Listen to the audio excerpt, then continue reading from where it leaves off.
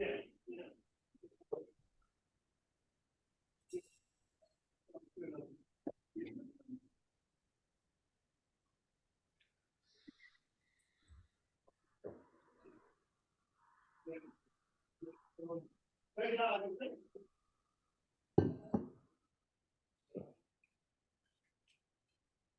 our goal should be to stop the organism from moving through this process.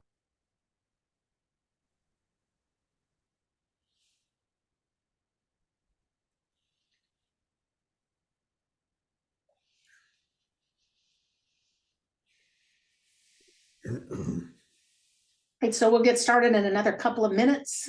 So you can, if you can remember to make sure that you're muted. Alan, you mentioned ABC, but this is all the alphabet. I thought it was going to be just ABC. Oh, I should have titled it the A, B, C, D, E, F, G, H, I, blah, blah. Yes. This The is A through Z, right? Yeah, I could have done A that. to C. Yes, yeah, because otherwise it's already too complicated for me. It gets complicated.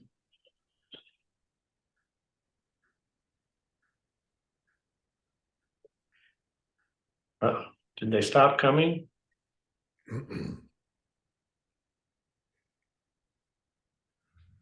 There we go. I clicked something and made a mistake, made it stop. They're worn out. Maybe that's it.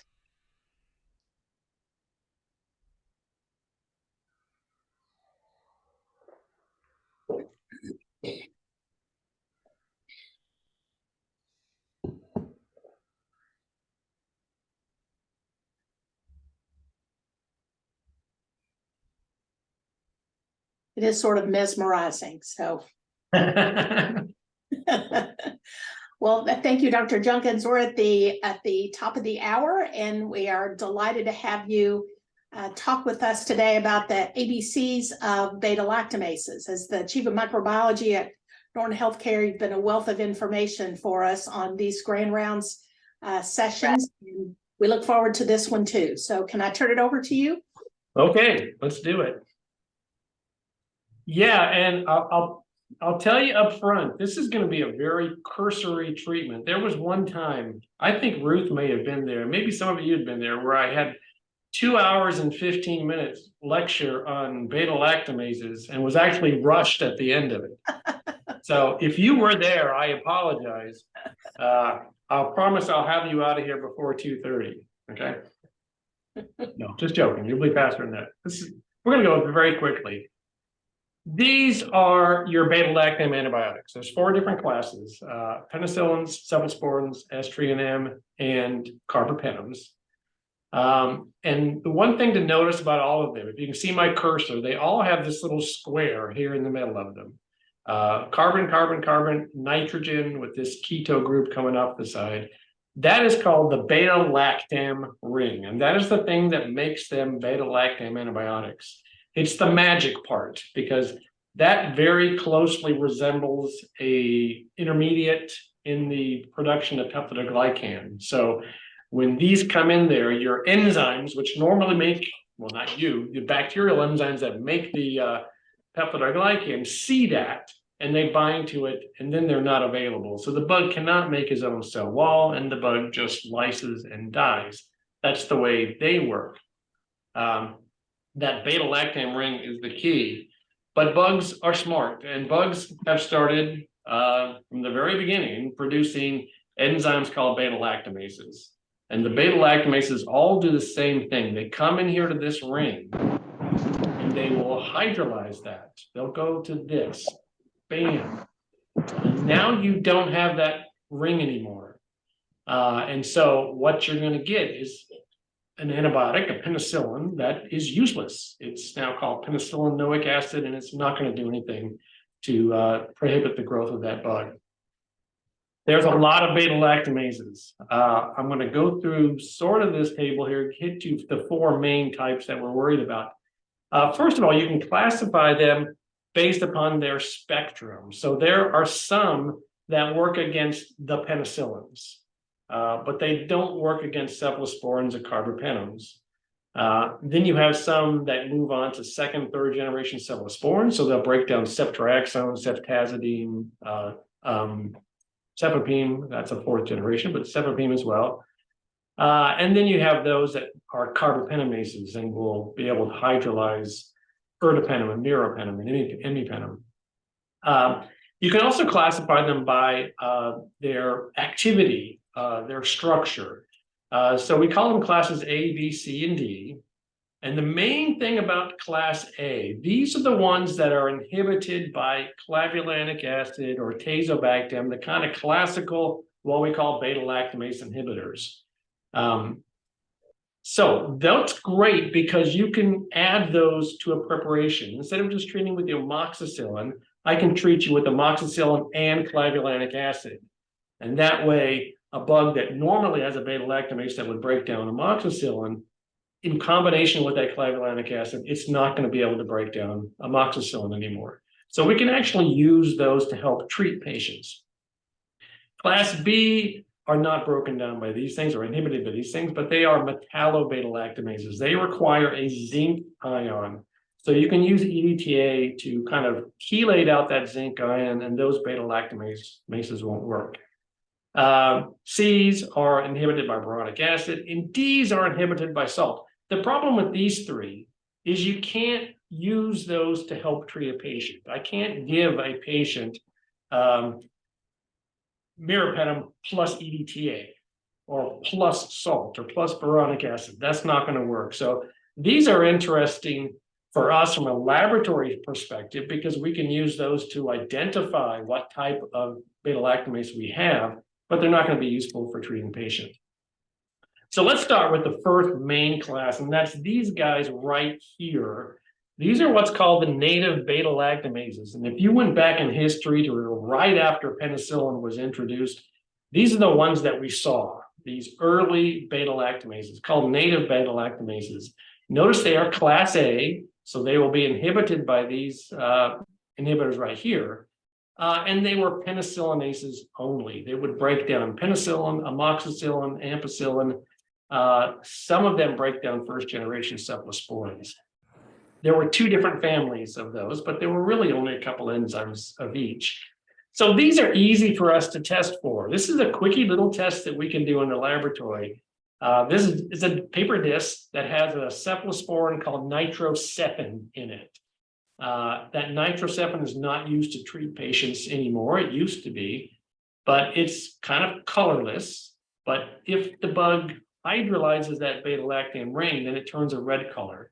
So I can take my bug, I can smush it onto this disc, and within just a few minutes, you'll see the red spot show up. That's a positive test for a beta-lactamase. Now, this is just a native beta-lactamase. These are the bugs who make it. Mostly we're talking about Haemophilus, Moraxella, some of the haystack bugs. Almost all staph make it, but we really don't care because we're never really going to recommend that you use penicillin to treat staph with. Lots of gram-negative rods do. About 50% of your E. coli's produce this. But we're not going to test these guys. And the reason is E. coli makes too many other beta-lactamases. The good thing about this is that when these guys make a beta-lactamase, it's this one. So I will use it for that. And I know when I get it, the bug is going to be resistant to penicillin, ampicillin, amoxicillin, and we'll go ahead and call it resistant to first generation cephalosporins. So what we do when we do one of these beta-lactamase tests is we just put this comment in. This was negative. We expect it. We don't know for certain, but we expect it to still be susceptible to these antibiotics right here. Whereas if it was beta-lactamase positive, you should consider that it is resistant to penicillins and first generation cephalosporins, but they're not cephalosporinases. You can still use a third generation cephalosporin, or you can still use, for example, amoxicillin with clavulanate, because that's going to inhibit that beta-lactamase. So those are simple and straightforward, and we're not worried about those ones too much. The problem came later when these genes for these beta-lactamases started mutating, evolving, and those mutations caused them to broaden their spectrum. So they are now able to hydrolyze second, third generation cephalosporins. You still have the TEM family and the HHV family, but there are thousands of these. There's a bunch of different ones. And there's also the CTX family, which is the new guy. That is now the predominant one. These are your ESBLs, extended spectrum beta-lactamase. They're still in class A, so these things should still be able to inhibit them. So let's talk briefly here about ESBLs. Who makes them? We largely see them in E. coli, Clebpneumo, Proteus mirabilis, some Salmonella, and a lot of other species. Now, I'm not talking about all of them. You know, here we get maybe 3 or 4% of our E. coli's produce an ESBL. 1 or 2% of our Clebpneumos produce an ESBL. So it's not all of them. It's just several, you know, a handful of strains. And like I said, there are thousands of different kinds, and that's part of the problem that we have with them. We do worry about them being spread onto other bacteria. And in the laboratory, what we do to show that a bug is producing an ESBL is we look at the MIC to a third generation cephalosporin, and then we look at the MIC to a third generation cephalosporin in the presence of clavulanic acid. Remember, clavulanic acid should inhibit the enzyme. So what we'll see is this. This is the printout that we get off our susceptibility instrument. I don't expect anybody to have all these abbreviations memorized. I'll show you the important ones here. This right here. This guy here has got an MIC to ceftazidime greater than 16.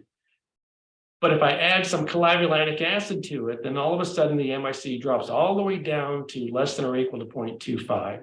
So that is at least a 64-fold decrease in MIC just by adding a little clavulanic acid to it. Now, clavulanic acid doesn't have any antimicrobial activity itself. It's not that the clavulanic acid is killing it.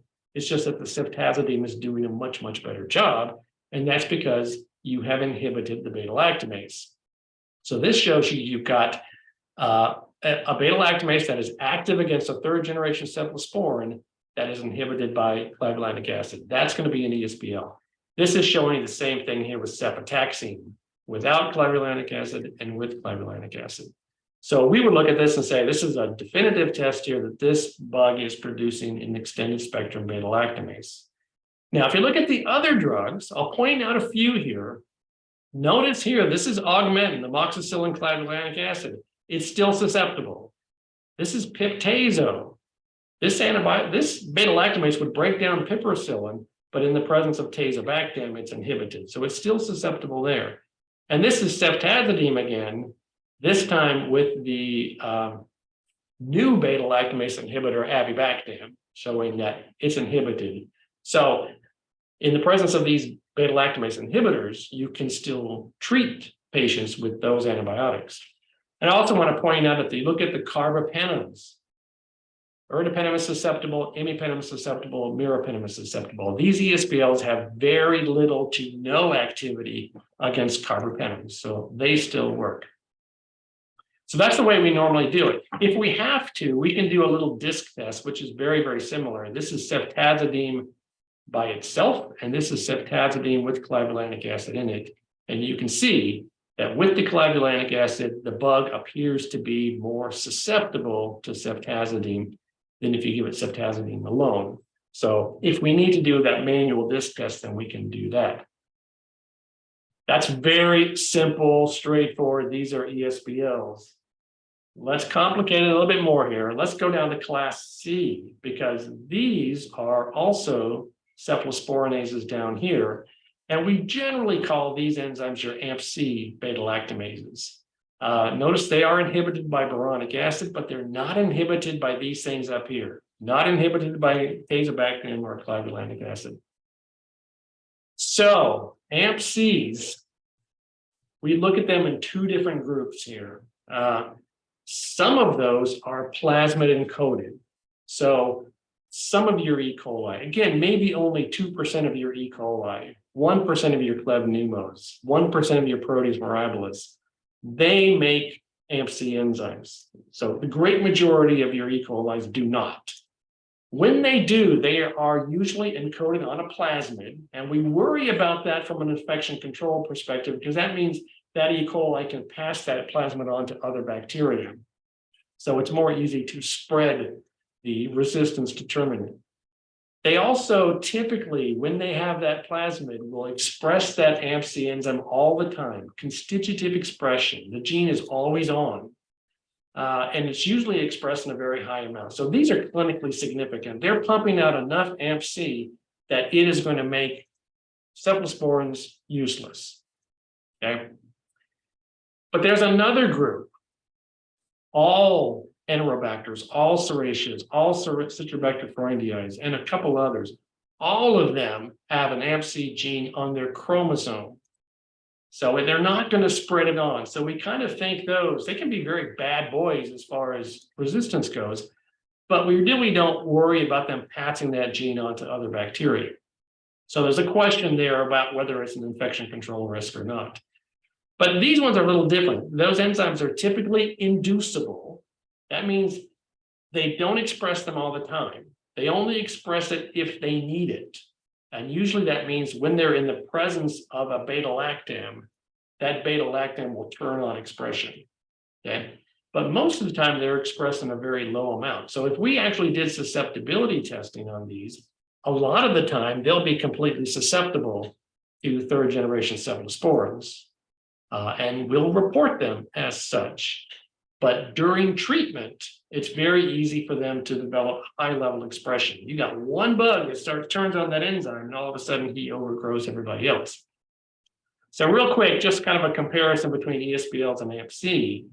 ESBLs do not work against the what we call the cephomycins. So cefoxygen and cefotetan, and ESBL is not going to hydrolyze these. Okay.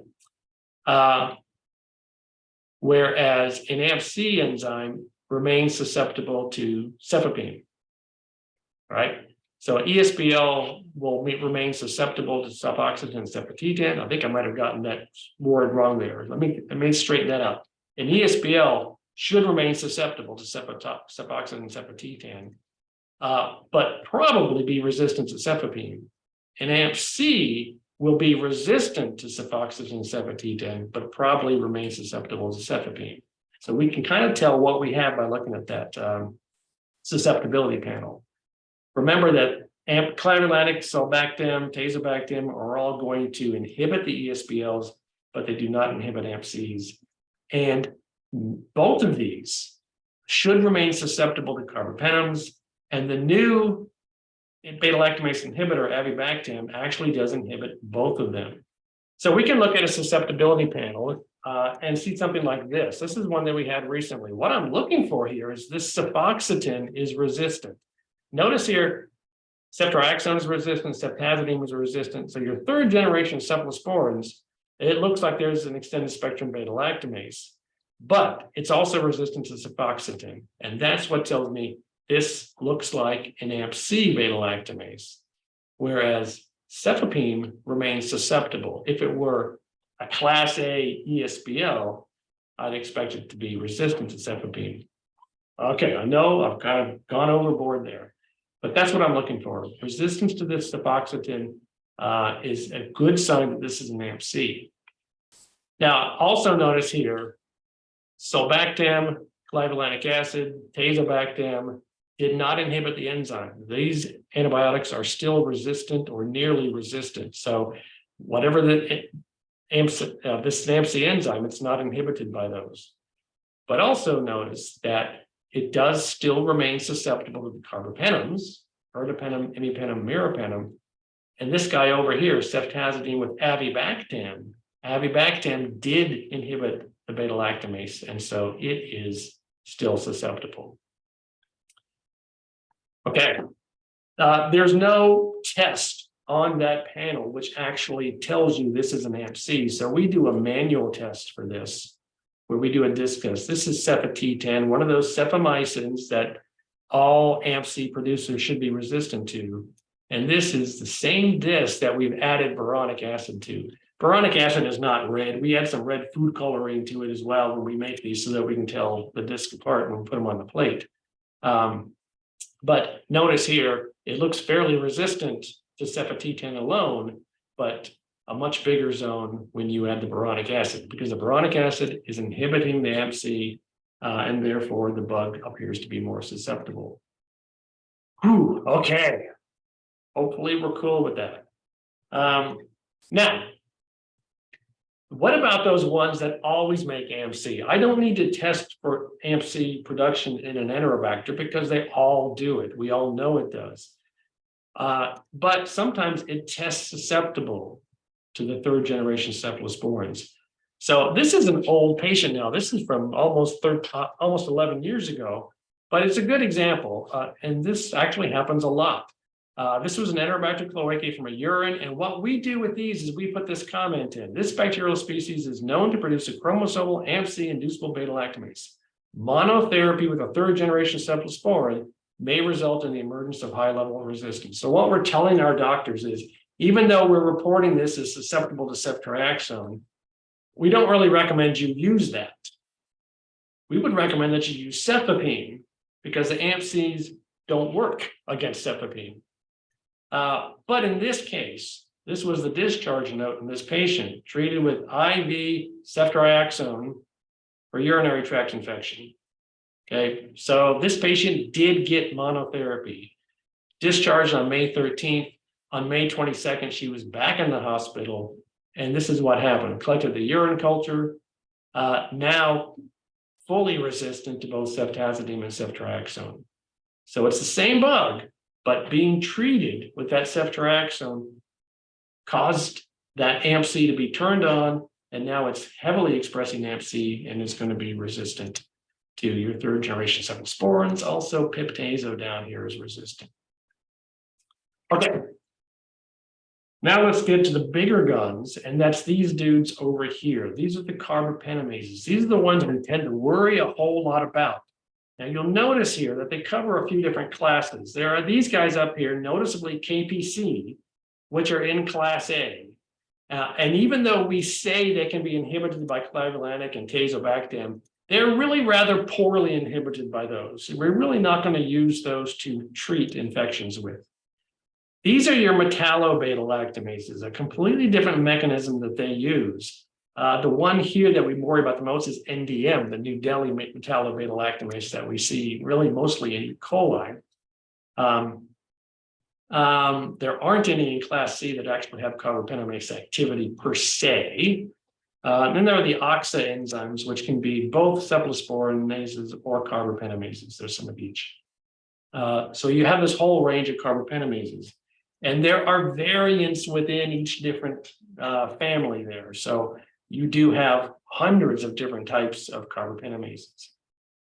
This is what they would look like. This is a Serratia marcescens that we had last October that did produce KPC, so a class A carbopanamase. And you can notice meropenem is resistant, ertapenem is resistant. So that is a CRE, a carbapenem resistant enterobacterales. On the other hand, you can look at this guy over. Notice also, of course, your cephalosporins are also completely resistant. And notice clavulanic acid didn't do any good. Tazobactam didn't do much good.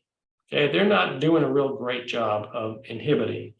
But avibactam did. So avibactam does have good activity against carbopanamase production. And this down here is meropenem with vaborbactam, another new beta-lactamase inhibitor that obviously did a very good job, dropped it from greater than 8 to less than or equal to 2. So when we look at that, that's what we were looking at saying, this is clearly a CRE, a carbapenem-resistant enterobacterale. Then our issue would be, what is the actual carbapenemase that is producing? Now, I do want to tell you that there are all these different variants. Like I said, it's not quite as simple as saying that all KPCs behave exactly the same, because this is also a KPC on a Klebpneumo, and you can see ertapenem, imipenem, meropenem resistant. But look at the weird thing. The ceftaz and the cefepime are actually still susceptible.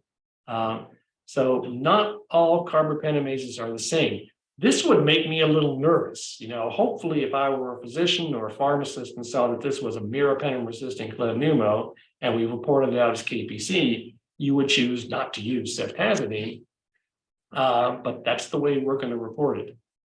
So let me point out a couple of things that causes a lot of confusion, I think. There are two similar terms here. CRE is carbapenem-resistant Enterobacterales, which means in order to be a CRE, you've got to be in this order of bacteria that includes E. coli, Chleb, Salmonella, Serratia, Enterobacter, all those bugs. Pseudomonas is not an Enterobacterales, and Acinetobacter is not an Enterobacterales, so they cannot be CRE. They can be carbapenem-resistant, but they're not CRE. Also, they must be resistant to at least one of the carbapenems, or if they have a carbapenamase gene. So if we are able to show that they have a carbapenamase gene, then no matter what the susceptibility test says, they still qualify as a CRE. The other term is a carbapenamase producing organism, which means exactly what it says. It is a bug that produces a carbapenamase or has a gene, whether or not we're able to see expression or not. So you will get CREs that are not CPOs. Some bugs produce an AMC beta-lactamase in combination with pora mutations, in combination with efflux pumps or other mechanisms. So they show some resistance to the carbapenems, even though they do not make a carbapenamase. And you will have carbapenamase producing Pseudomonas aeruginosa or carbapenamase producing Acinetobacter that are not CREs because they are not E's, they are not Enterobacterales. So those two terms create a lot of confusion sometimes, but you'll hear both of those. So once we know that a bug is carbapenem resistant, then the next question is it actually producing a carbapenamase? We know it's a CRE. Now, is it a CPO? There are a couple of different ways we can do that. One of the tests that's kind of the favored way of doing it right now is called the MSIM. This is called the Modified Carbapenem Inactivation Method. Here's briefly what you do. You put a 10 microgram meropenem disc into a broth, put your bug in there, let it incubate. If the bug is producing a carbapenamase, it will destroy the meropenem in that disc. If it's not producing a carbapenamase, then that meropenem disc will still have meropenem in it. So what I do is after 4 hours, I take that meropenem disc out, put it on a plate, and put down this very susceptible, pan-susceptible E. coli, and let that incubate. And what you'll see is this bug, the bug that we care about here, did not produce a carbapenamase. There was still meropenem in that disc, so it inhibited this susceptible E. coli strain.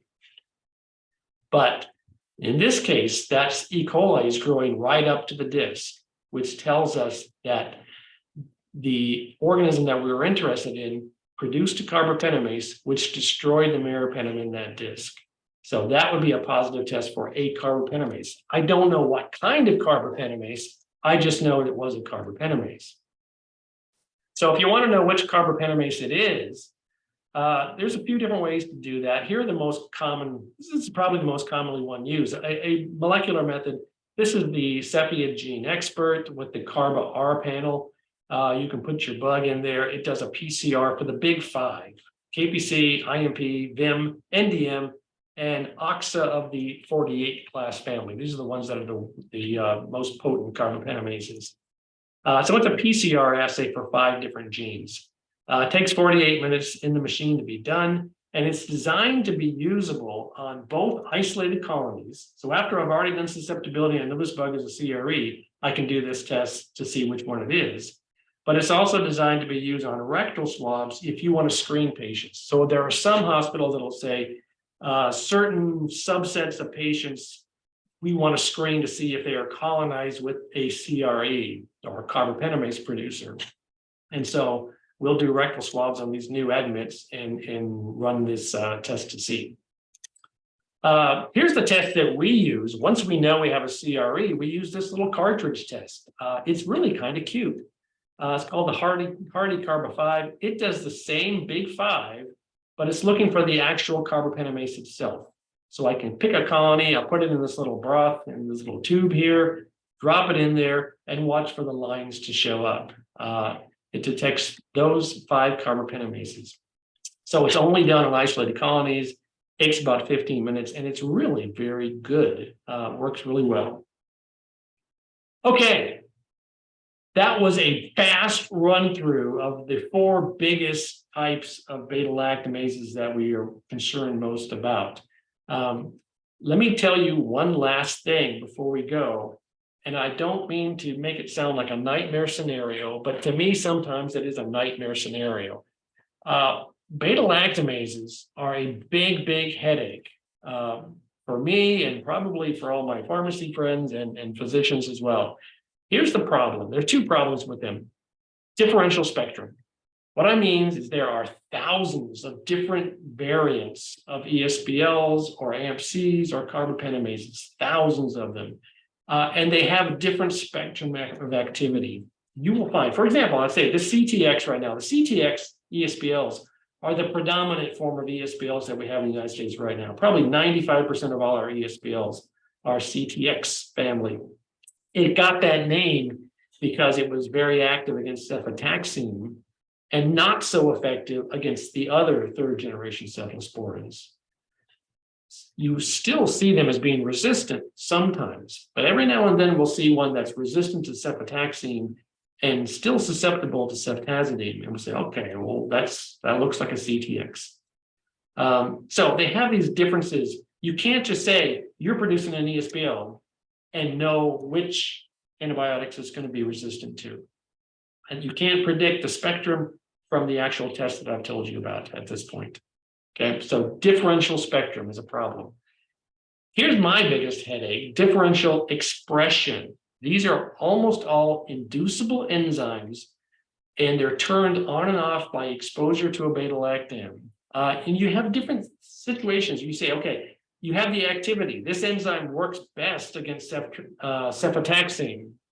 Okay, that's where it's most effective. But ceftazidime might be a better inducer of the gene. So you have these different levels of expression based upon what beta-lactam is present. And sometimes it really appears that these genes just get turned on and off randomly. We have had situations where we test a bug and it's completely susceptible to all the cephalosporins. And then for some reason we test it again, and this time it's resistant to them. Because it depends on which colony you picked to put on your susceptibility instrument. So it's a really difficult thing to do, and it may push us at some point to say we look for the genes instead, look for the genes in addition to doing susceptibility testing and make our decisions based upon that. I was at a meeting with our susceptibility instrument manufacturer last week and said, you know, what I want is a susceptibility test where they can put in the wells the most potent highest spectrum inducer of beta-lactamases. So if the bug is capable of producing a beta-lactamase, then it is there. But what this means is that we do definitely have difficulties with susceptibility testing with beta-lactamase producing organisms. Just a fun little thing to leave you with. That is all I have. I know that was really, really fast. So I'll be happy to take any questions and better explain some stuff. Yeah, that was a fun little thing to leave us with, especially, you know, when we look at, you know, a number of the group that work in the infection prevention and control part of this whole prevention function. And it is quite problematic in trying to determine who goes in isolation, when do you initiate isolation, and you know, and then often challenged with, hey, they weren't in isolation yesterday, but now they are, and you know, or now they're not. So you know, it's a lot of us share that same headache. It bugs me too, you know, in situations because you know when we get repeat cultures on the same patient, our usual policy is that we're not going to repeat the susceptibilities unless there's been 3 days in between collection. But you'll see a patient who's got a wound infection with E. coli, completely susceptible to all cephalosporins. They get treated with ceftriaxone, and then 3 days later, we still isolate the bug, and this time it's an ESBL producer. when it wasn't phenotypically an ESBL producer the first time. And is it a new strain? No, it's not a new strain. It's just because you were treating with ceftriaxone, you caused it to turn on that gene. Yeah. It's Yeah, I think also challenges with discharging patients from one level of care to another.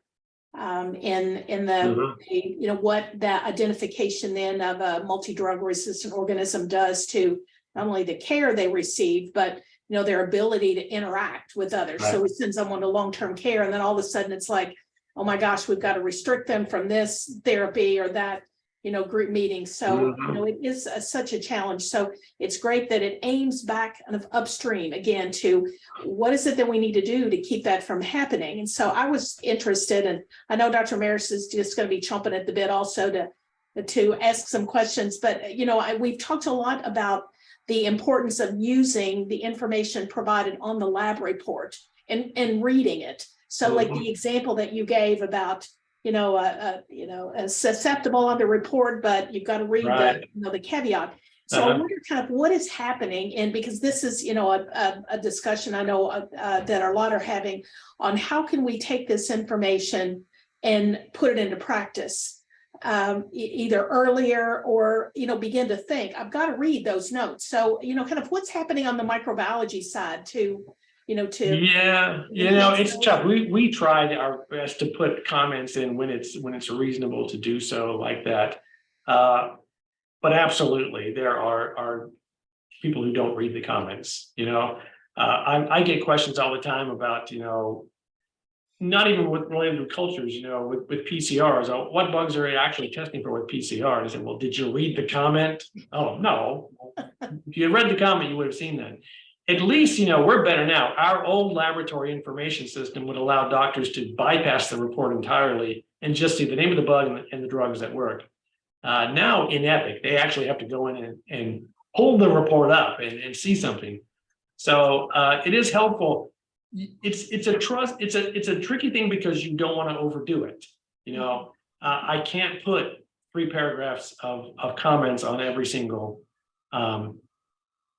report, because then nobody's going to read anything. Yeah. You know, so you want to put it in those particular situations.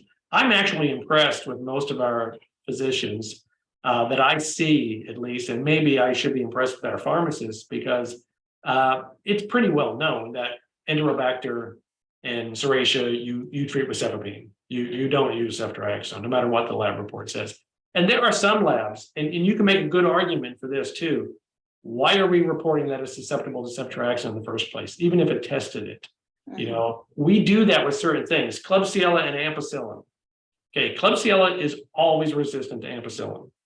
And we are always going to report it. It doesn't always test susceptible. Sometimes it tests susceptible, but we're still going to call it resistant. So you can make an argument, why don't you do that same thing with Enterobacter and ceftriaxone? And that's a good question. It comes down to, well, this is just the way we've always done it, and this is the way the guidelines written to do it. I can't really give you a good answer for that. Okay. Dr. Maris, do you have any questions, comments? Do you have any comments, questions in the chat, Ruth? No, none here. I can see that. I can see, Alan, why this is such a complicated topic, because it's even complicated for the very good microbiologists.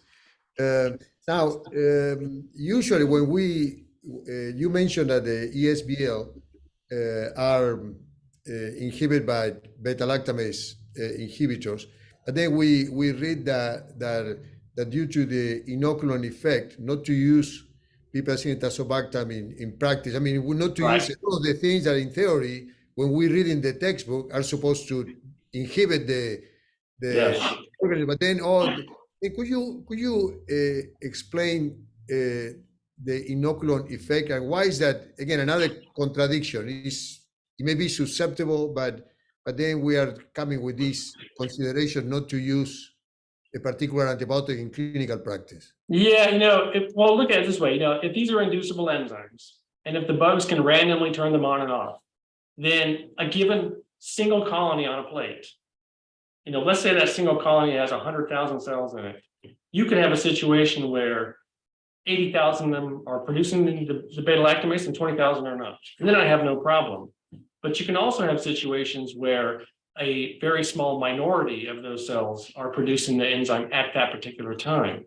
And so if I put a light inoculum in, the normal inoculum that we use in a susceptibility test, I get susceptible. But if I up that inoculum some, I get a higher percent, not a higher percentage, but a higher number of those bugs that are producing the enzyme. And then you can get resistance. So yeah, it's a good question. I'll give you my horror story. I know we're past time here, but let me tell you my horror story. You know, we had 2 isolates of E. coli that we knew had a KPC gene, and that was only because they were blood culture isolates, and we had done the Vera gene on them. So we knew ahead of time it was E. coli with a KPC. But when we put it on our susceptibility instrument, we got back completely susceptible to all the carbapenems. But then if I repeated that susceptibility test with a higher concentration, I got resistant. When I put them on plates with disc, I got a big zone with the regular inoculum and a zone with little colonies inside of it if I use the higher inoculum. So to pick up, I mean, I figure maybe 1 out of every 10,000 cells was actually making KPC at that time.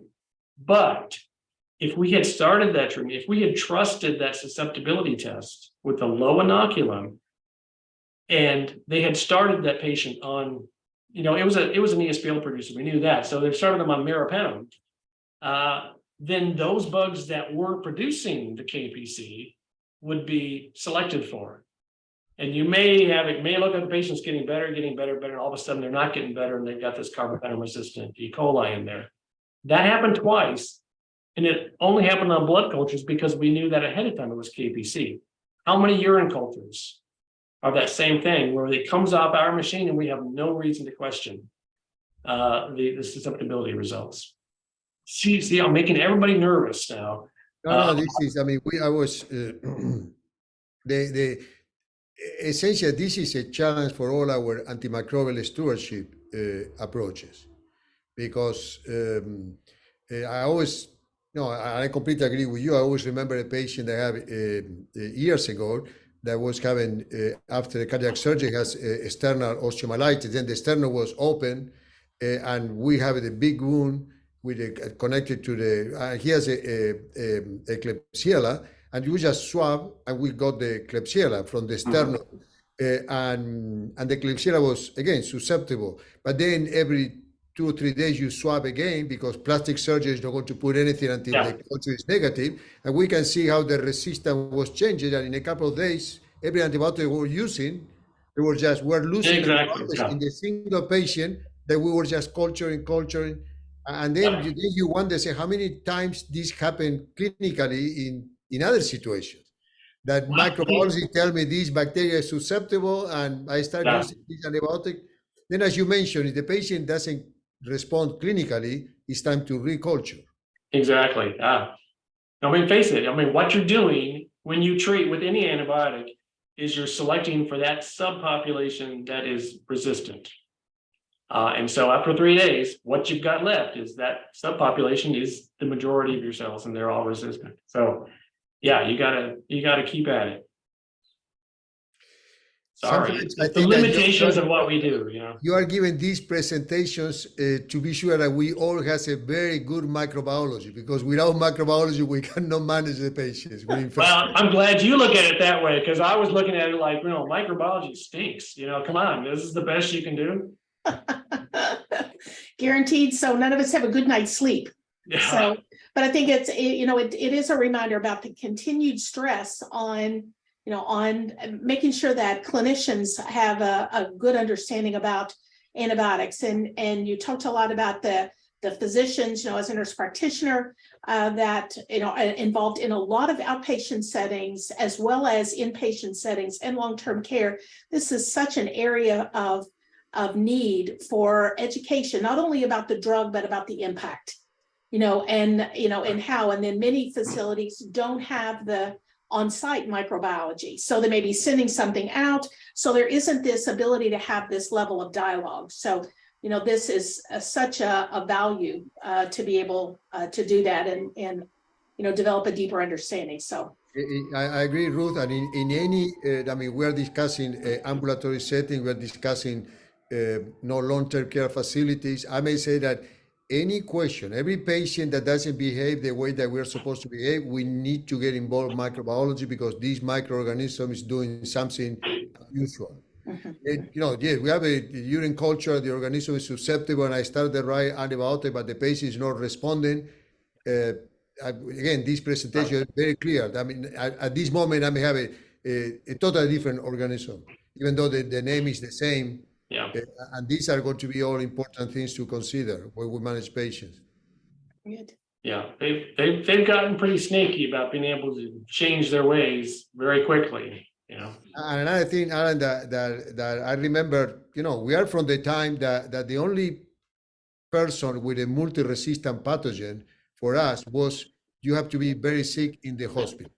Now with CRE, you have the young female with a mild urinary tract infection that may have a bacteria resistant to everything. Yeah, and this it's multi-resistant in the community is well, if you look at our numbers, the majority of ESPLs are outpatient urine cultures. There you have it. I mean, and we've had, not too long ago, we had a kid who I think may have been, 26, 28 days old, had never been in the hospital once they got out the first time and had a KPC. And you're like, where do you get that when you're 26 days old? Yeah.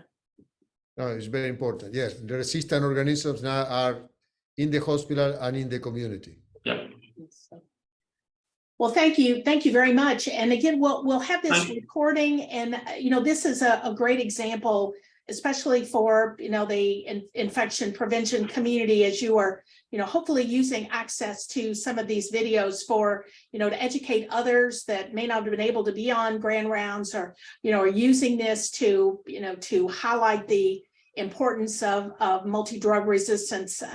Just as a reminder, I think Tatiana had put information in the chat about not only the grand rounds, but how we can access those to go back and use them as a review or to share with others. So Dr. Junkins, thank you again very much. And I think next week we're going to have a follow-up with one of our pharmacists about, okay, how are we going to use these? How do we use the antibiotics, and what is the relationship? So I think this will be a very good tandem presentation, and look forward to Clover. I think it's Clover that will be sharing that with us next week.